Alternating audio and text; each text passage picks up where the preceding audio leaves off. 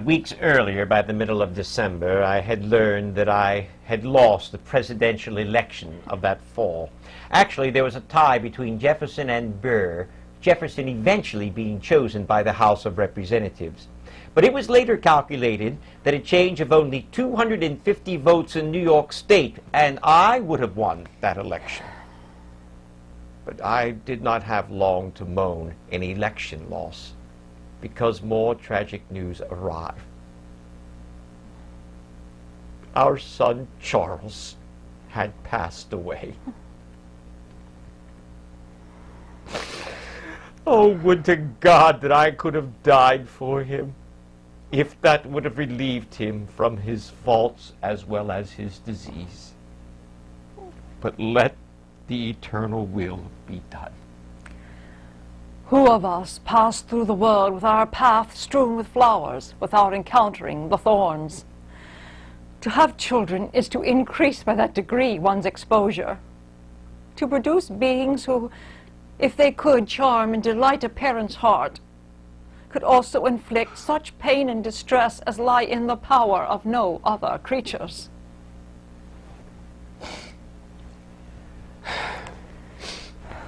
Abigail arrived home in early February, after having spent less than 3 months in the new capital.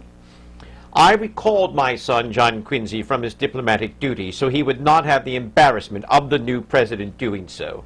And I worked up to the final hour, filling brand new judicial positions with strong Federalists to combat the incoming Democratic Republicans. And I left without attending Jefferson's inauguration.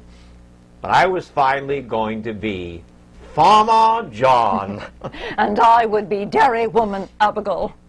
So 1801 began, and the year was brightened considerably by the return from his European diplomatic service of our son John Quincy with his new wife and son. He was immediately appointed to a judicial position by the judge of the district court. However, shortly thereafter, control of these positions was given to the President of the United States, now Thomas Jefferson, who removed my son. He later claimed that he had no idea he had done so, but Johnny was the only such person removed. Any friendship left between myself and Mr. Jefferson was hanging by a thread. However, in 1804, I began a brief correspondence with President Jefferson, initiated by the death of his daughter Polly, the little girl I had earlier cared for in England. The correspondence of condolences led each of us to defending and explaining our actions over the past number of years.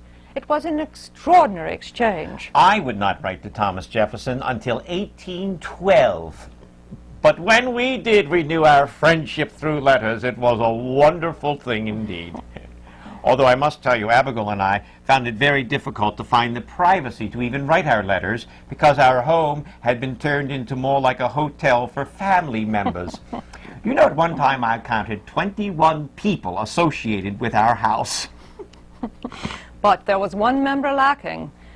When James Madison became president in 1809, he sent John Quincy once again on overseas diplomatic missions. We actually enjoyed the pleasure of raising Johnny's 2 older sons entrusted to us for that time. But I missed my own son. By 1810, John was 75 years of age. I was 66. We both had numerous health problems and had grown old. One day I looked in the mirror. That mirror's image was superficial, recording decay rather than the virtues of the heart. It did not show that as we approximate nearer to the source of excellence, we may find our graces increasing with added years until we bloom with celestial luster, brighter and brighter. But I wanted to see my son before I died. So I wrote a series of letters to President Madison and Secretary of State Monroe, at times almost demanding that they return John Quincy home. He and Thomas were all I had left, because in 1813, our daughter came home to die. Nabby's life with Colonel Smith had been a most difficult one. And then in 1811, it was discovered that she had cancer of the breast. She had it removed, but 2 years later, the cancer was back, spreading throughout her entire body. and she came home to die in her mother's arms. But 1814 brought a happier occasion. The 50th wedding anniversary of Diana and Lysander.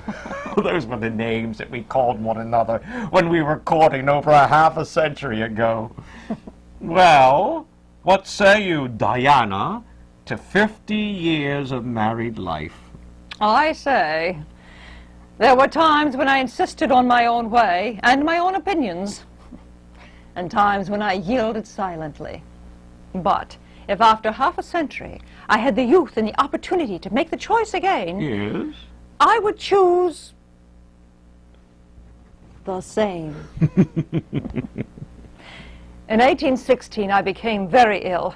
Believing I was at death's door, I wrote my will, but Johnny was still away. Surprisingly, my health improved, and I wrote my son that my longing to see him again had brought about my recovery. James Monroe was elected president in 1816 and named John Quincy as his Secretary of State.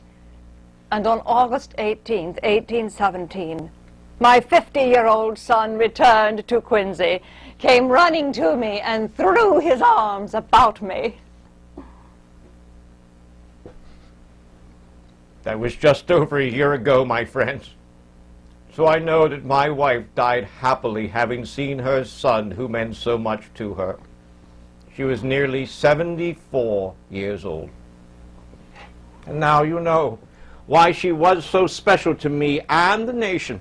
She never discouraged me by word or look from running all the hazards for the salvation of this country's liberties.